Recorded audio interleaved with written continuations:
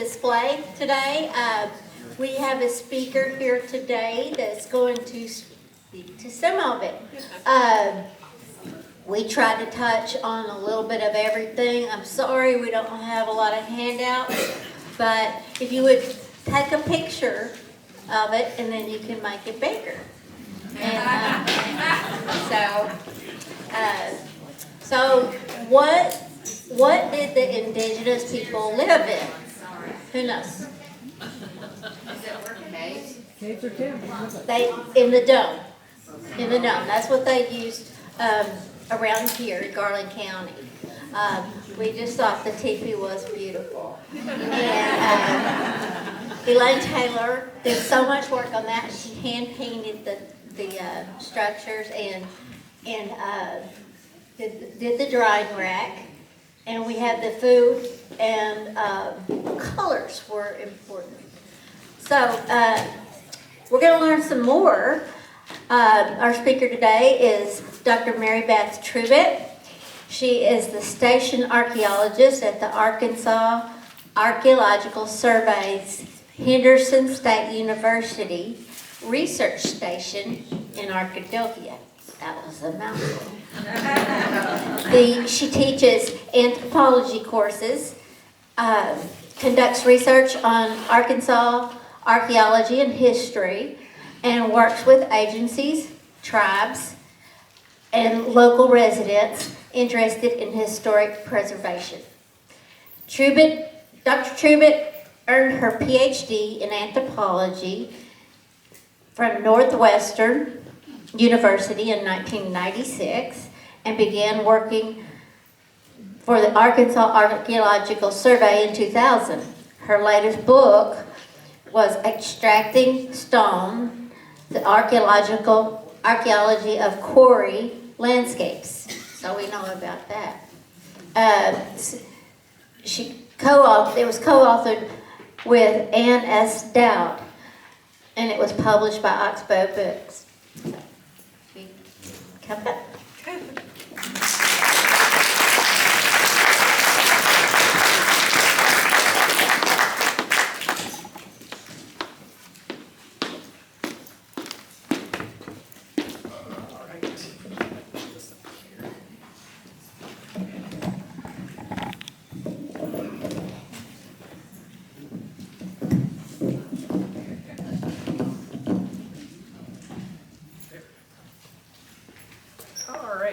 Well, I am glad to see you all out here. I knew that a little bit of rain wouldn't deter you all. So what I wanted to talk about today is how Native people in this area used plants for food, for construction, for tools, and how do we know this?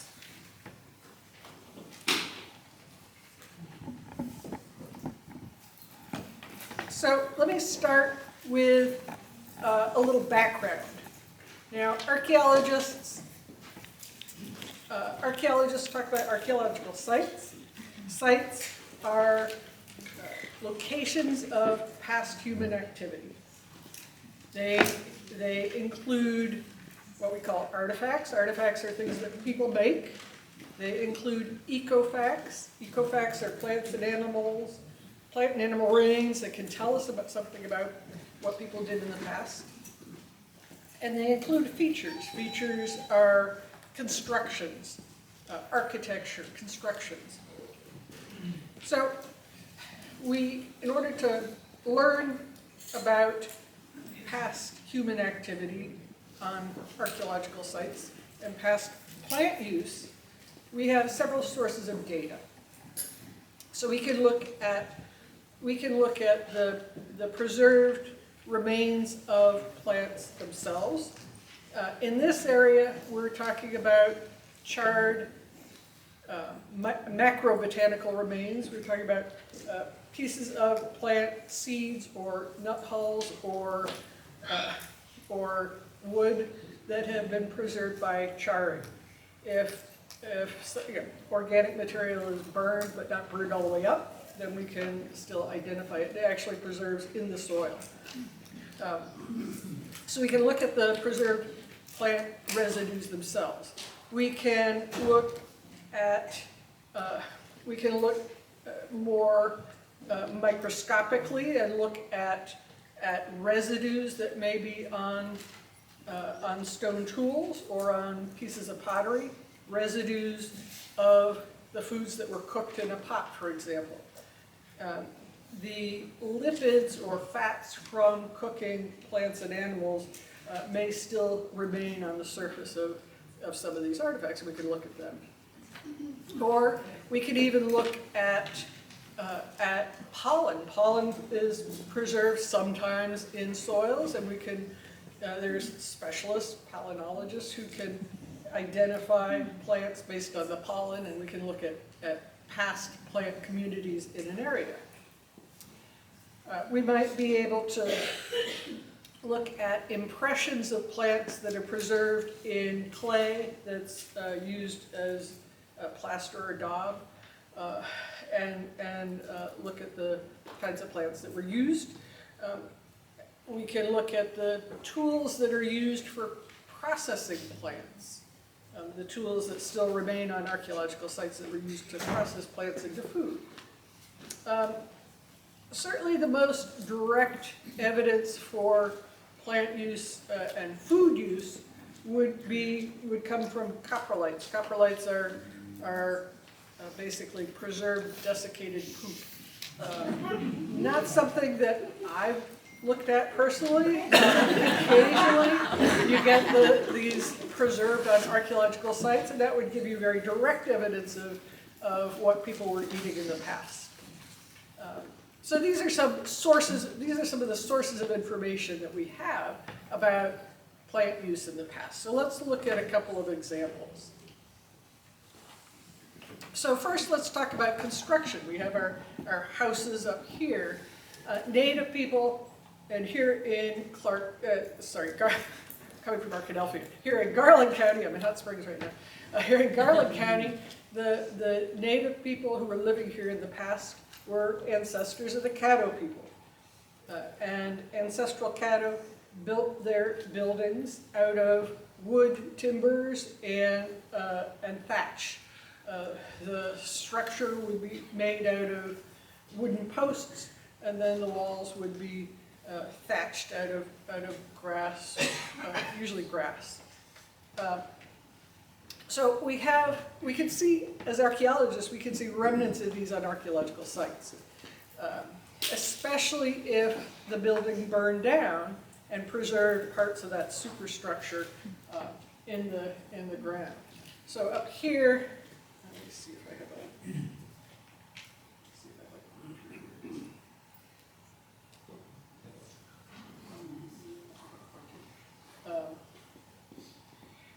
here we have excavations in this area of structures with burned timbers. Even if we don't have the burned timbers, sometimes we can see the holes that were dug in the ground for those wall posts. If you dig a hole, or when you dig a hole, you all dig holes, when you dig a hole, and fill it back up again, the dirt that fills that hole looks different than the surrounding soil. So you can see differences in color and texture between the hole fill and the surrounding soil. So we can see patterns of wall posts in the ground preserved even after hundreds of years.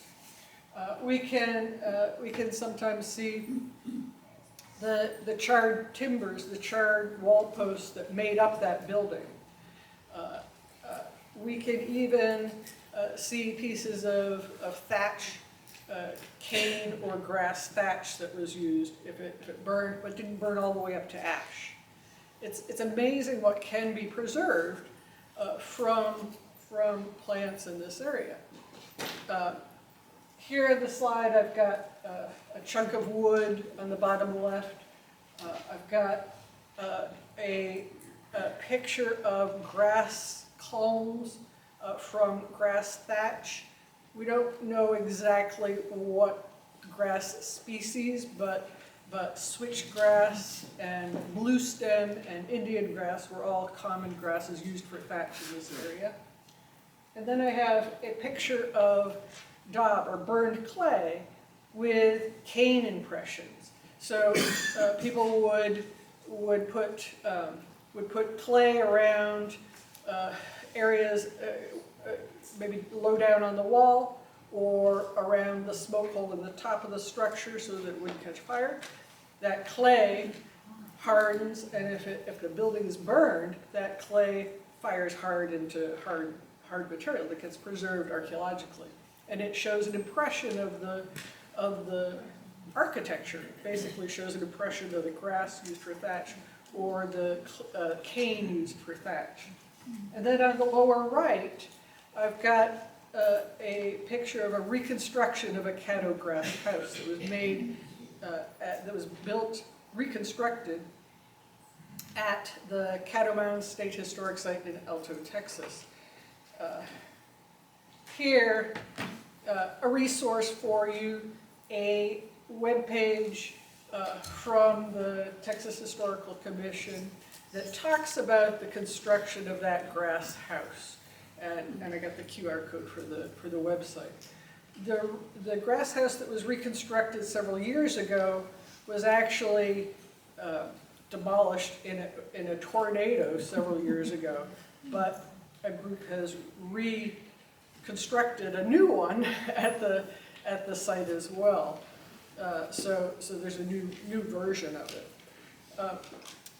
This reconstruction is a way for contemporary Caddo people to transmit information about how to build this kind of historical structure, how to build this kind of traditional house, and pass on this information, this knowledge from one generation to the next. So certainly we have plants used for construction of housing, of buildings, either houses or other important buildings.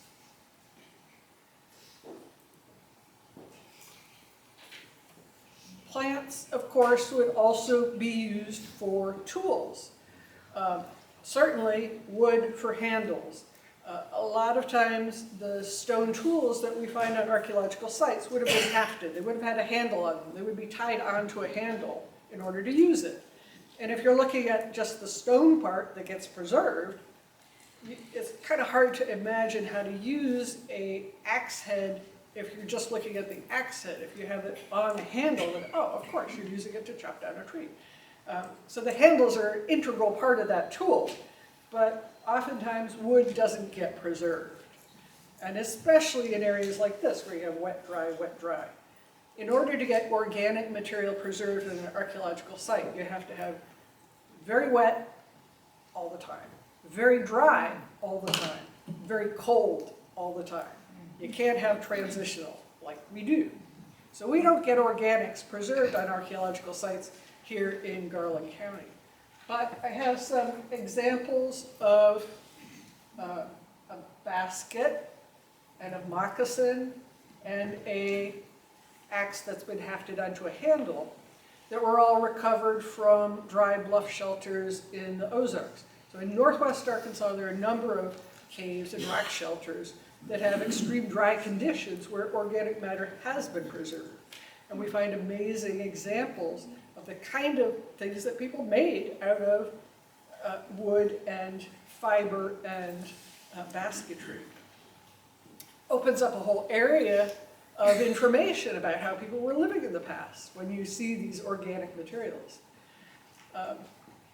On the left, I have a picture of some clay impressions that were made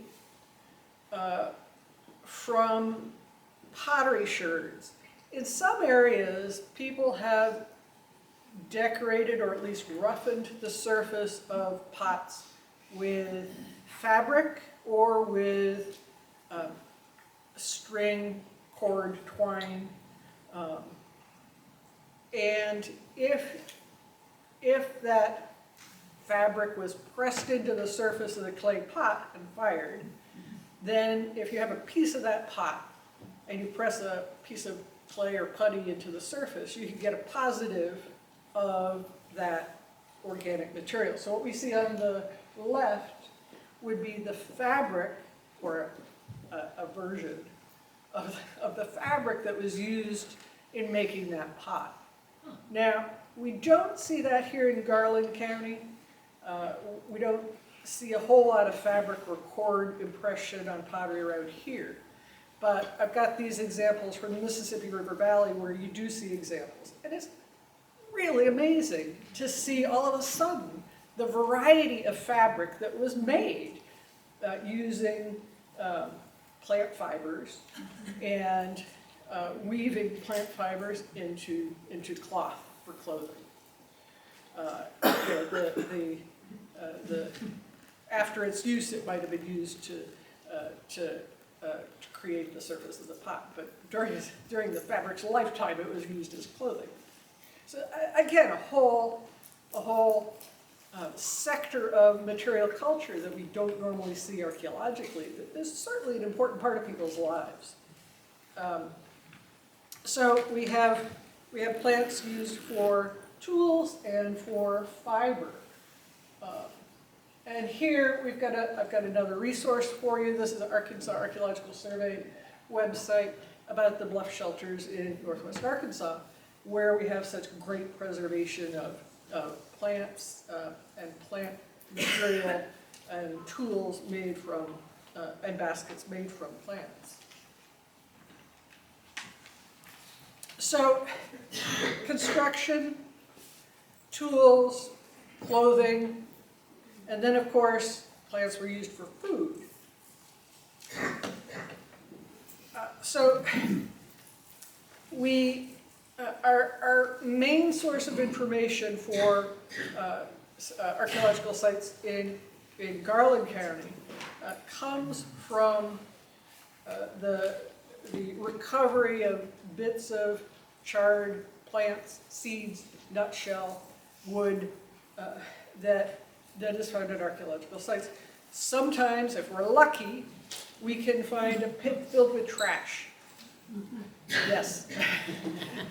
We get all excited about a pit filled with trash because it often will include little bits of animal bone and mussel shell and stone tools and fragments of old pots and bits of charred plant remains that will give us information about what people were eating for food. So on the upper left we have people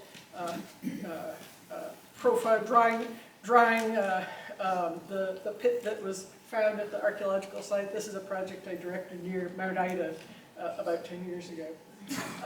We take the soil from that pit and run it through a flotation process. So the middle, Katie grinning there in the middle, is running the flotation tank. We use a tank full of water to separate out the stuff that floats. That's the lightweight, that's the plant material. From the heavy, the bits of animal bone and mussel shell and stone tools. So on the bottom left, we've got our heavy stuff. On the upper right, we've got our light stuff. And then we sort through it all in the lab, and then we will send it out to archaeobotanist, a specialist, someone who is trained in both archaeology and botany, who can then identify what plants were being used. We're identifying the plants from the little charred bits. So she's working under a microscope because you're just getting a little piece of it. Sometimes seeds are very small. You can get a big chunk of wood, but sometimes you're dealing with little seeds that are charred but not burned up. So here we have in the middle we have corn kernels. That would be maize, zea maize, corn and a corn cob minus the kernels, just the cob, charred in the middle. And then on the right we have a little bit of squash. We have a little bit of bean seed. We've got part of a hickory nutshell and persimmon.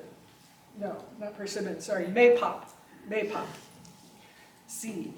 So we have charred seeds from this archaeological site in near Mount Ida.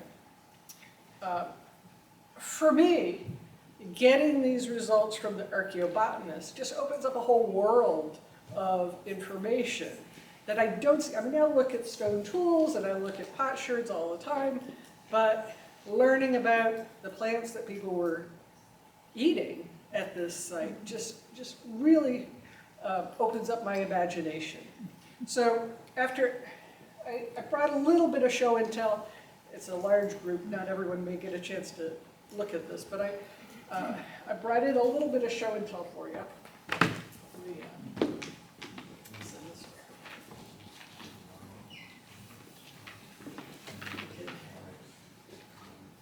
Send these around. So after we got some results from our archaeobotanists, the Ouachita chapter of the Arkansas Archaeological Society folks and I put together, we made a book, we created a book for second graders and distributed it to second grade classrooms in this area that talks about what we found at our archaeological site. And then we went around and gave book readings, and what we did, we brought a basket of nuts, wild nuts that were used for food in this area. And they're all glued down so the kids don't pull them out, but sometimes they pull them out. Be careful there.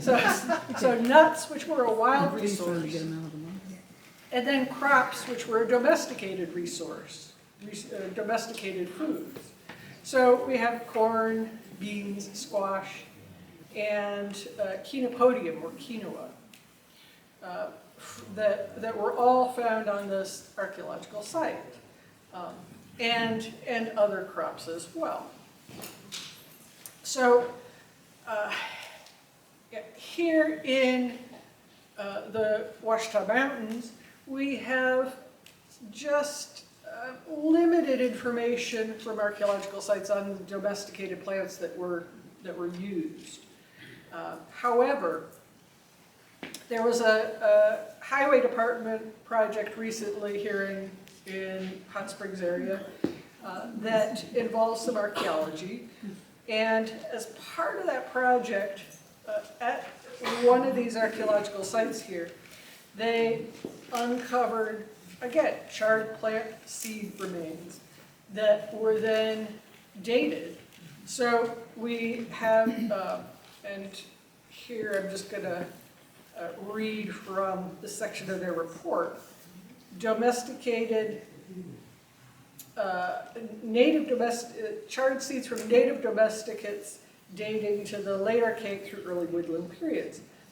Ketopod seed from a pit that was dated to 1450 BC. Marsh elder seed from a pit dated to 820 BC. Maygrass, likely cultivated, along with domesticated tobacco seeds, tobacco smoked, not eaten, in a pit dated to 1050 BC. This date on the tobacco seed actually represents the earliest direct evidence for domesticated tobacco in eastern North America. Wow. So, again, Garland County on the map. So as we, the plants that can be, the charred plants that were found can of course also be used not just to tell us information about food, but also to tell us about how far back in the past people were using these crops for food or for other purposes. So here I've got an example from the excavations we did at the Jones Mill site, which is in Hot Spring County, south of Hot Springs. The focus of that excavation was on Archaic period Novaculite tool production. The features that we found, we didn't find houses dating thousands of years ago like I was hoping, but what we did find were these clusters of fire-cracked rock. And I was like, okay, why are you so excited about rocks? We got rocks. These would be the detritus from cooking features, cooking facilities. So at this time, 4,000, 5,000, 6,000 BC, this is before people had invented pottery around here, and people were doing a lot of indirect cooking methods rather than directly cooking with a pot over a fire, which was what we see more recently. Back then, they would, for example, dig a pit, build a fire in the bottom of the pit. The stones are in there to hold the heat. Then you layer in some food, you cover it up, you barbecue it for a day or two, and then you uncover it, and the food's cooked. Stones are just there to hold the heat of that fire. You may also take stones, sandstone, cobble, and put it in the fire and heat it up in the fire, and then put that in a container of food to heat up the food. So it's an indirect cooking method that results in burned rocks. He's excited. Yeah, I get excited about burning. So we used charred hickory nut shell in order to get our dates of 6,000 and 4,300 BC for features at this site. But we were also able to do some lipid residue analysis. Lipids are those oils from plants and animals that are found in many different kinds of plants and animals. Now we talk about lipids in terms of our cholesterol level or something like that.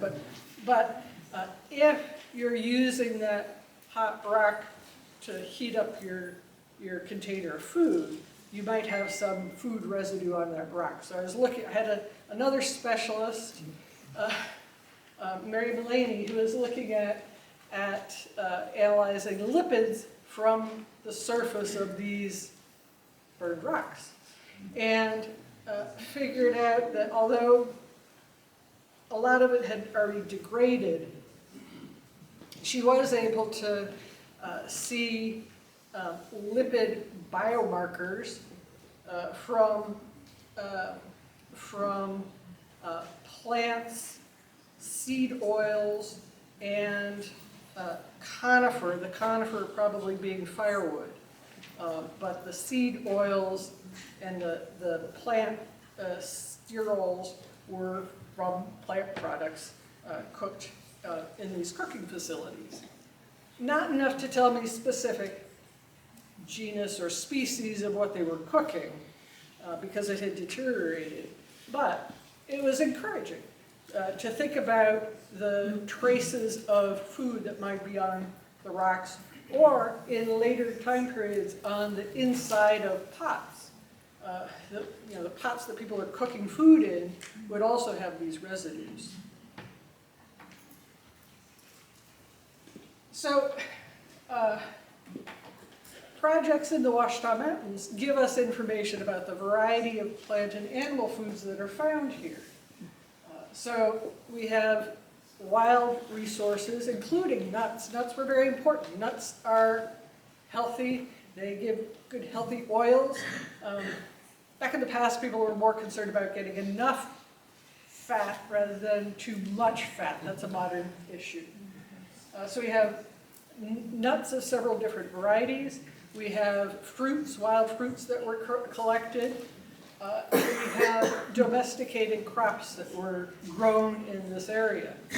Both the suite of native cultigens that include sunflower, sumpweed, chenopodium, maygrass, knotweed, little barley, and amaranth.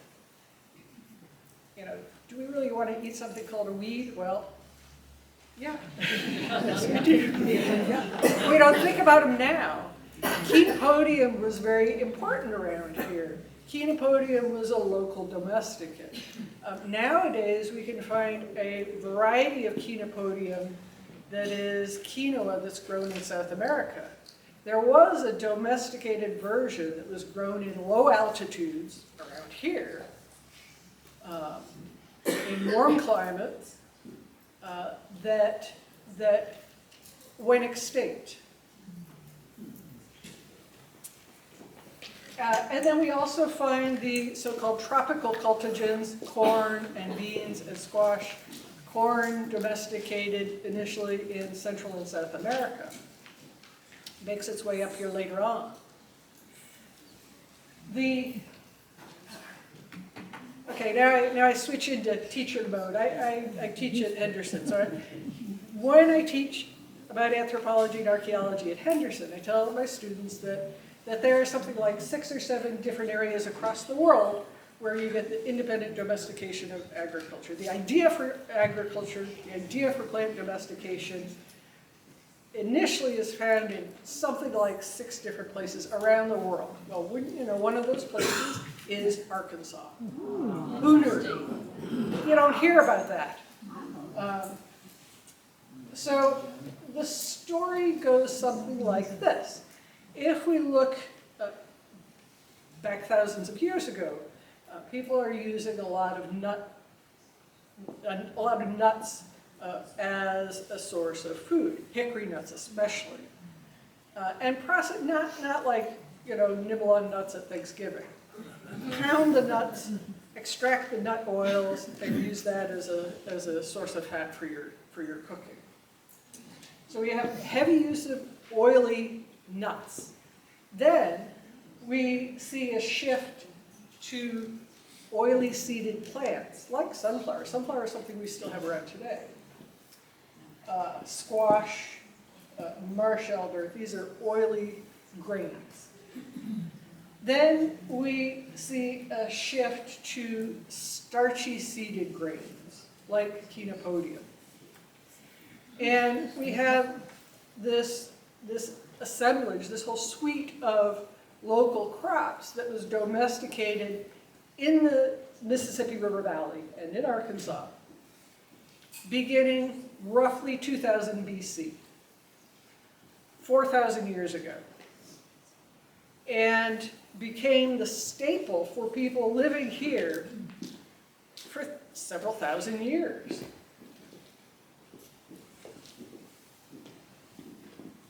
Beginning 900 AD, 1000 AD, we see these native crops getting replaced with the tropical cultigens, especially corn. Corn becomes the big staple food crop in this area by about 1000, 1200 AD.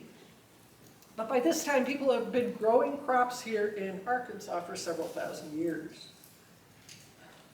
So I like to think, we hear that Arkansas is the natural state. I don't think so. I think Arkansas is the farming state. We have been farming here. We, not me. Folks have been farming here for 4,000 years. That's a significant history. And we don't talk about this. We should. So here's another resource for you. This is the Arkansas Archaeological Survey's Gathering, Gardening, and Agriculture website. This is actually was originally set up as a 5th grade curriculum for use here in Arkansas, and is being expanded as a resource. So we have a lot of information about various crops that were, well, plants in general, but also crops used in this part of the world.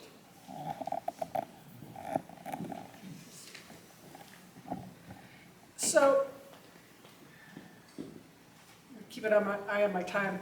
I do teach, so I'm kind of geared more to the 50-minute time slot or the hour-and-a-half-minute time slot. So I'll just conclude. So the ancestors of the Caddo people lived here in Garland County and used a variety of plants for construction, for housing, for tools, for fabric, for food. We haven't even gotten into medicine. That's a whole other talk. They were well versed in the natural resources that were available to them, but they also had a several thousand-year history of altering plants through domestication in order to make them more productive and useful for human communities. Caddo people are still here. Most live in Oklahoma. I've put the Caddo Nation website up here, as well as the Quapaw Nation website up here. Tribes nowadays are interested in economic development in their local communities, as we all are. The Caddo are a relatively small tribe, but they and other tribes in this country have been working towards greater food sovereignty. There's been a movement in the last couple of decades to try to improve the health and well-being of local communities, local native communities, by promoting indigenous food resources, as well as investing in tribal farms and fisheries, and influencing policy both at the local level and at the federal level through the Farm Bill legislation. So the Quapaw, for example, the Quapaw in Oklahoma have a bison herd, they have a cattle herd, they have greenhouses, they have several thousand acres planted in row crops. They've got a meat processing plant, they've got a coffee company, they've got a brewery, so they are invested in providing food and jobs for their local community. So food sovereignty is the future that we can talk about. My expertise would be the past, but food sovereignty would be the future. And parenthetically, there's an institute in Fayetteville, at the university in Fayetteville, that focuses on tribal food sovereignty. So it's very interesting if you want to check that out. Okay, that's all I got. I'll get off the stage. And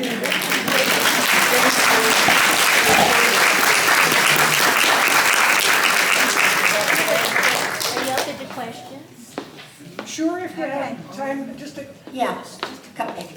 Is there any information about seed banks that the various tribes may have had at one time or another? Because obviously if they were domesticated and growing things, they had to be saving their seeds. They were indeed saving seeds. We find seed storage containers. Formal seed banks, no, but certainly containers used for storing seeds. I think I had in one of the slides a bag full of chenopodium seeds, and that was from one of the bluff shelters. But yes, they did have. We do find stores of seeds. Yes. Here, he's got a question. Yep. He's got. Yeah, what kind of numbers of population live here? And did smallpox wipe most of them out? Population estimate is really difficult, but it would have been in the thousands. The Caddos lived in dispersed communities, so they had farmsteads spread out along the river valleys, the Washita River Valley and other river valleys, rather than everyone clustered together in a town, in a palisaded town, like you see in the eastern part of the state.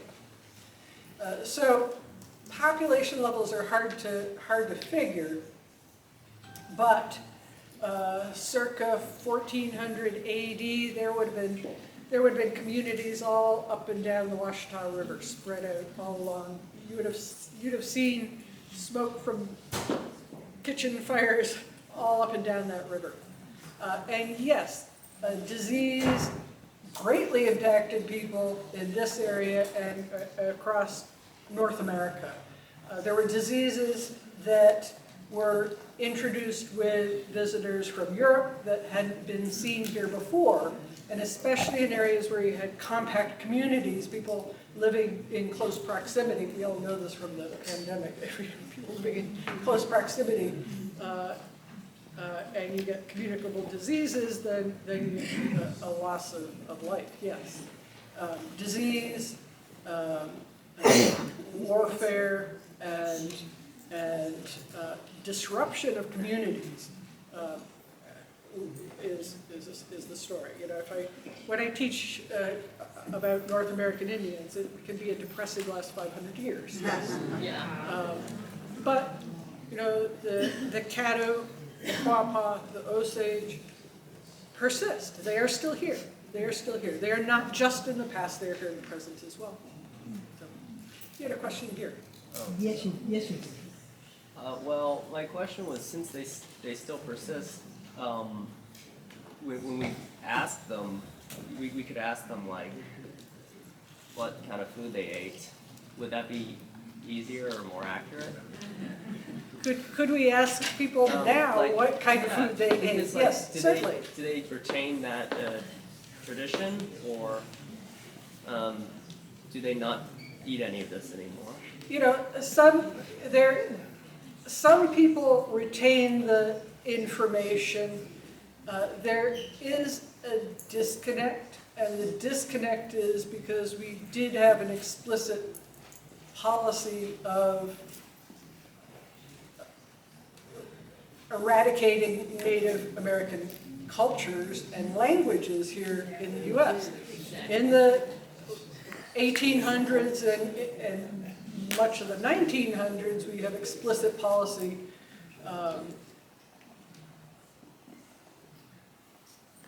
prohibiting kids from speaking their native language and that sort of thing. So you get a real disconnect. And one of the emphases of this food sovereignty movement is to learn and relearn these traditions and maintain them and keep them active in people's experience in the present day communities. Yes. So they're learning about it just as we are too. In some cases, yes. Yeah. All right. Thank you.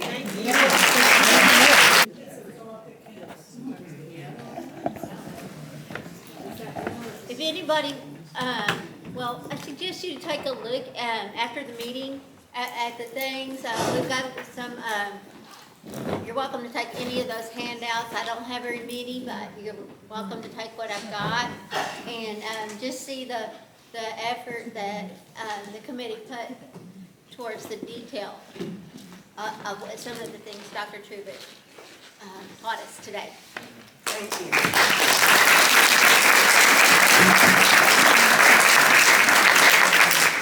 Okay,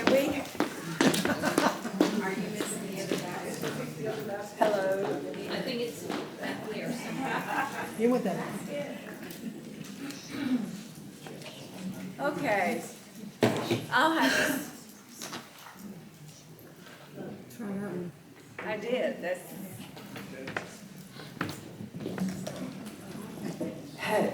Guess I can't both be on. All right, we have a full schedule, so we'll zip through what we can.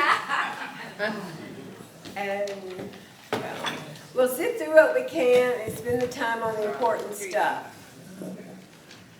Okay? Okay. So first thing, we have free Arkansas Gardener magazines up here on the table, along with miscellaneous 2026 calendars and some other info.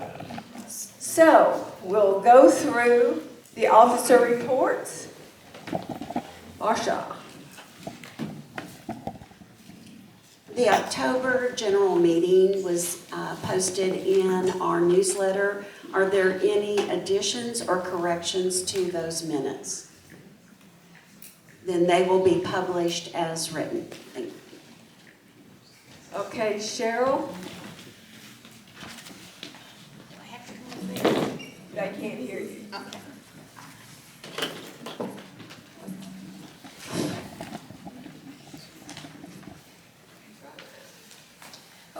ending balance is $47,273.43. Thank you. And membership.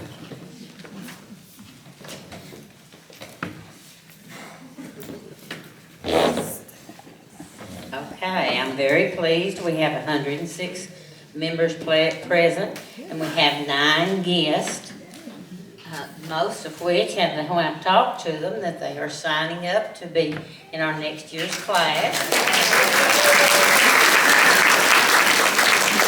And if anyone needs more information about how to sign up, go to 210 Woodbine and talk to Daniel or the secretaries there. They'll be glad to help you to get the form and fill it out.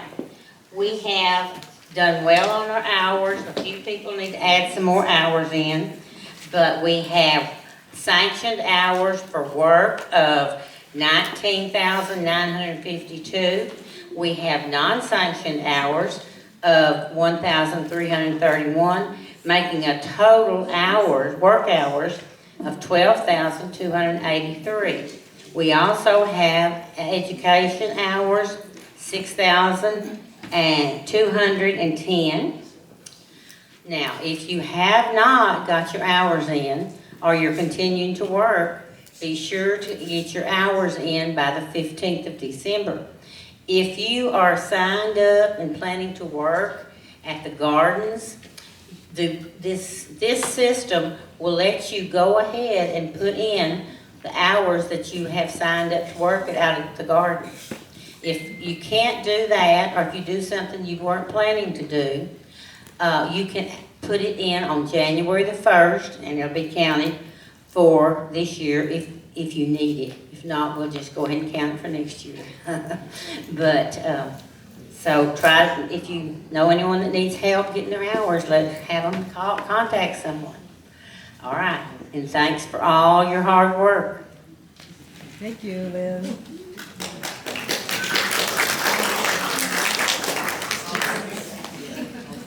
Thank you. I have some very good news on our first-year Master Gardeners.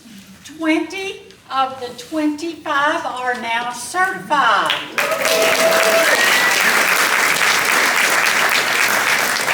We did something this past week in our celebration activity for our first years.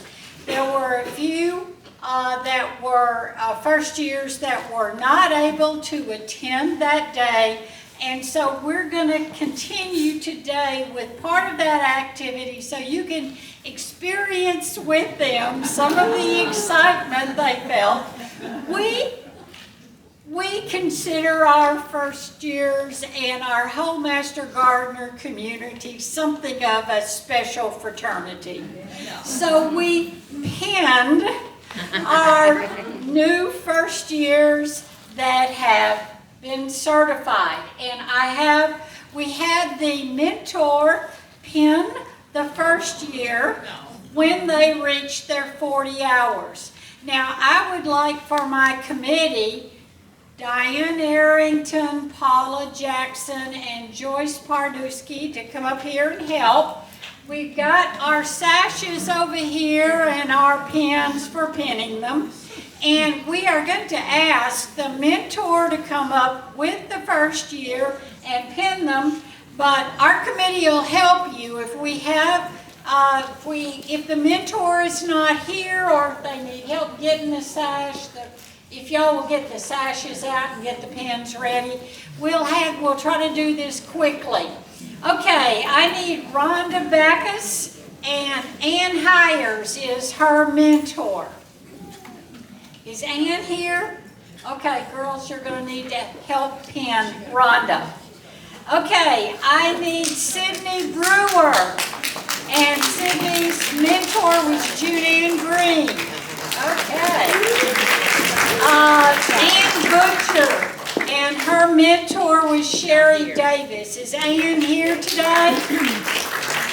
No? Okay.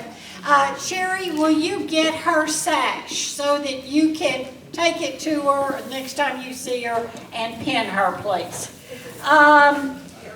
Rhonda Hughes, and her mentor was Ramona Slick. Okay, Ramona, if you'll give her sash, please. Tammy Hutchins, and her mentor was Leanne Hicks. Is Tammy here today? No. Tammy Hutchins from? No. Leanne, will you get her sash, please? Nancy Pfeiffer, and her mentor is Nancy Griskelis, who is ill. So if y'all will help pin the sash on Nancy, please. Walter Rogers, and his mentor is Chris St. Peter, and he was also assisted by Roy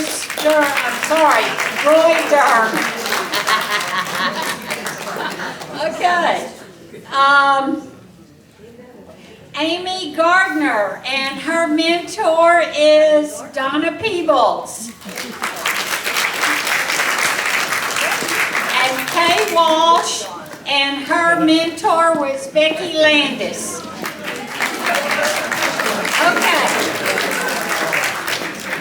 I would like, after you get pinned, if all of these first years will come over here, and any other first years we have in our crowd today, all of you come over here, especially if you got your sash on. I want you to get in the front. Some of you may be here, but you didn't remember to bring your sash, but I want you over here to the side, and we're going to take some pictures, but we'll do that. Come on over here to the side, please. And we're going to let go ahead and start while we're making some pictures. Thank you. Here we go. Congratulations to the first year Mr. Gardner.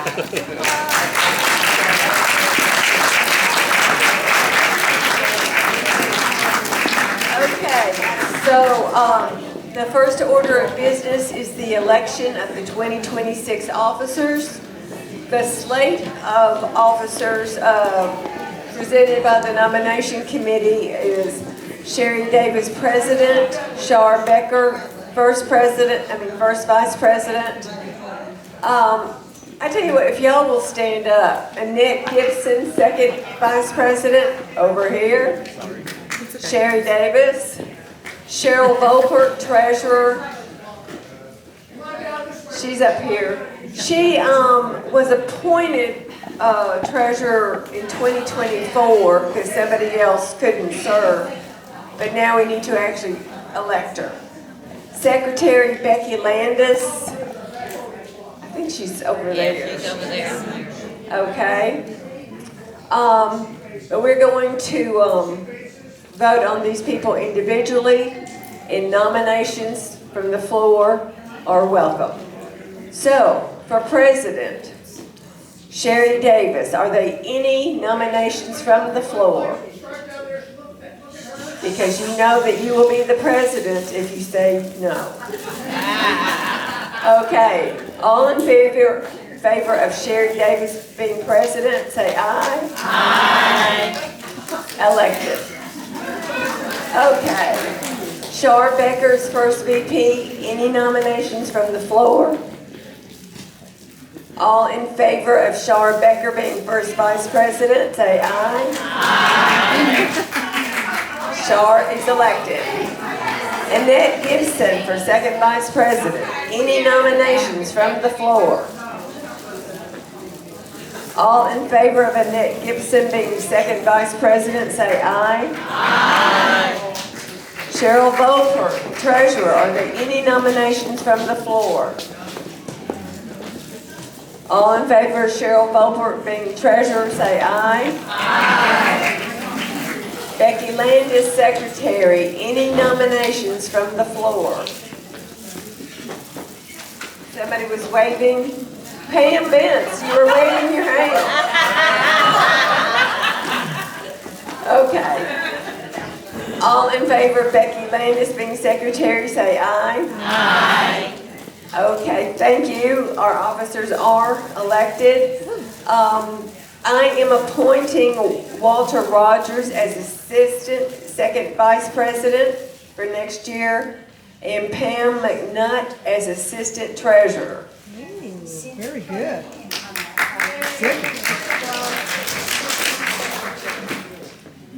And Cindy Freeberg as Assistant Secretary. Good. So, moving on. The approval of the 2026 budget. We discussed it last month. It's been sent out to you. Are there any discussion on the budget? Okay, all in favor of the proposed 2026 budget, say aye. Aye. Thank you. And now something kind of fun. Sheila McClarty. The annual awards committee is going to announce our awards. I don't know. Yes, this is a cheerful topic. I am up here today because Rebecca Tutton could not be here today. She is chairing your awards committee for this year, and she asked me if I would speak on her behalf today. The other people on the awards committee are Suzanne Becker, Mary Whitney Burt, and Pam Connor. So they're working on your behalf for awards. I had a little overview of the process. We have a lot of new Master Gardeners and we have a lot of guests here today that don't know what the process is. I'm concerned that our meeting is running late. But I do want to invite you, if you've got questions about the process and how all that works, please ask me about that, because I'd be pleased to tell you. There actually is a plan and a process, and it's run by County 76. So, It's online. and it's online, but it'd be so much more fun for us to talk about it. So today we are talking about our county winners. And y'all, this is really meaningful. County winners for Garland County, you guys are nominated by your peers. You're nominated by the people that see your project and see your individual work and recognize what you do that's remarkable every day. So it is a big, big deal to be nominated for a county award. I want everybody to know that if you are nominated for an award, you have, in the mail is a card to you that lets you know that you were nominated, it lets you know what you were nominated for, and it is a note of thanks from the organization to you and let you know that you were recognized by your peers. So today what we're going to do is announce our county winners. But in that process I'm not going to give you details about. We are actually going to celebrate these winners in our January monthly meeting. You're going to get your award. We're going to jump up and down, probably, have some fun with that. Today, we're announcing our winners, and this is because that the awards committee works with you all, our membership, to write up these awards, to submit them statewide for a state award, okay? And there's a process by which we do that. So once we've announced who our county winners are between now and the middle of January, we may be asking you, do you have a picture of somebody? Do you have a quote about them? Do you have a story about that project? And we'll be doing that because we've got a criteria that we have to meet to submit our county winners up to the state.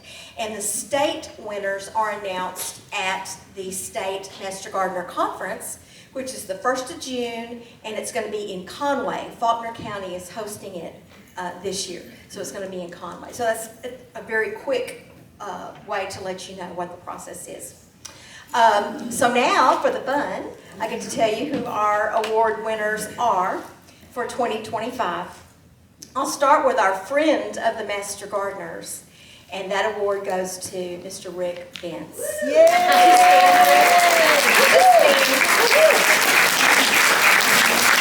We'll make you come up and take pictures and give a speech and sing a song in January. So you just have to stand today.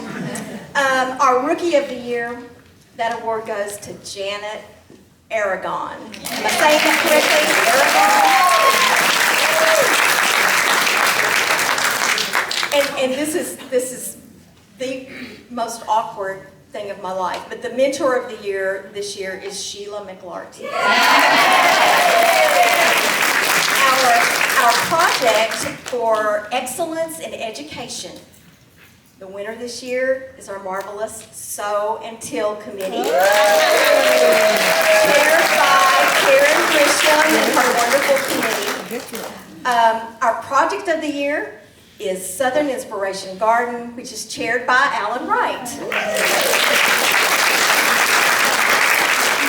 And our Master Gardener of the Year is Pam Bentz.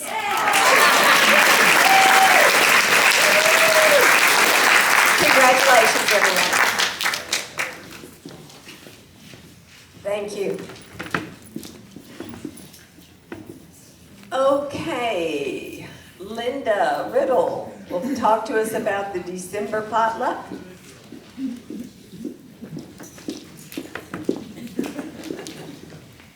Okay, our December potluck, working? Hold it up. December potluck's the 18th, it's our regular monthly meeting. I have sign-up sheets over here for what you want to bring. So while we're cleaning up, if you want to sign up, that'd be great, so we'll know what kind of food we've got. Just, it's potluck, that's all I can say.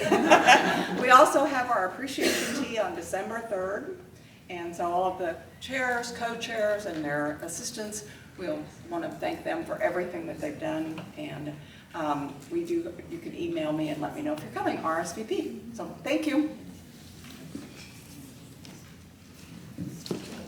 Any questions about that? Okay. So on to new business. The Finance Committee has requested a new computer for the treasurer.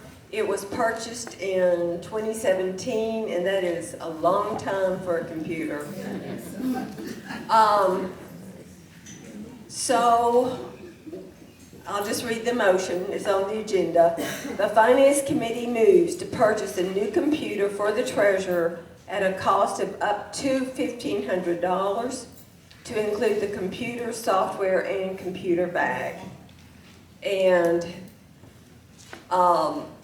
the state requires us to purchase the computer through them. They've got a contract, and so yeah, we can't just run and get an inexpensive one at Sam's Club.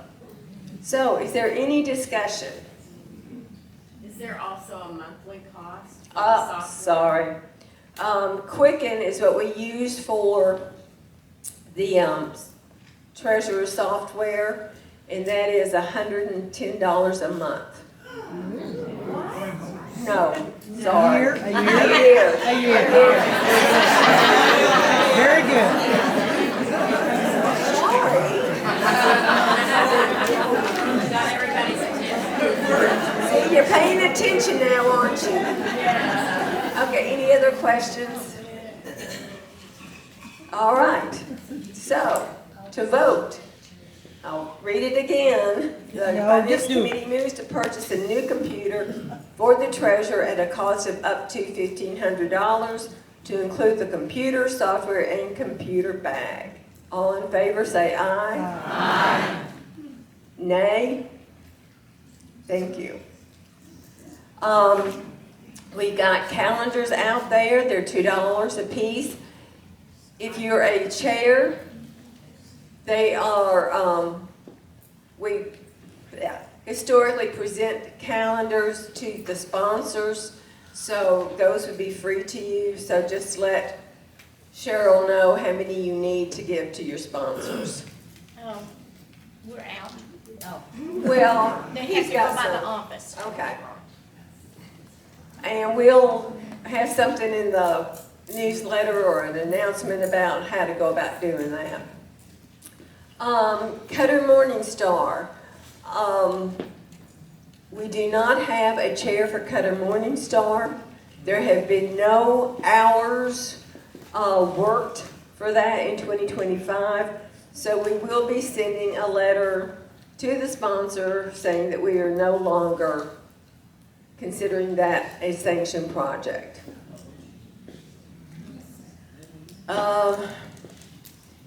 We are starting the mentoring process for 2026. We'll have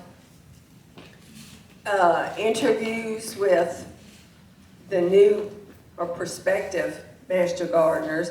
And you know, we say interviews, but you know, it's just a chit chat trying to get to know them and let them know what we're doing. So we are requesting mentors. So far we have 20 applications, is that correct? On file, which I think is pretty good. Sign up sheet for mentors is on the front desk. Well, it's here now.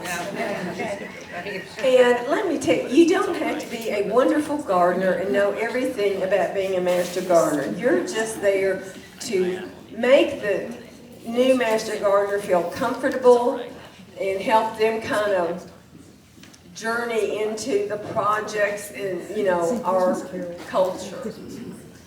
So, that's the end of it. I want to thank and I was told that we don't have to do anything about the chairs. Is there any? C program committee, anything we need to know about that? Here's the new agenda without the program committee on there. Oh. Okay. So, if you do want to help Charbecker with trips or the speakers, she would love to have your input. Jean Ann. I just wanted to say that we're going to have a pie contest also for the potluck. And Joyce is going to put something in the newsletter in regards to that, so just wanted. Pie contest and potluck. Yeah. That's good. All right. Thank you, and the next time we have a meeting, Sherry Davis will be here. Meeting adjourned.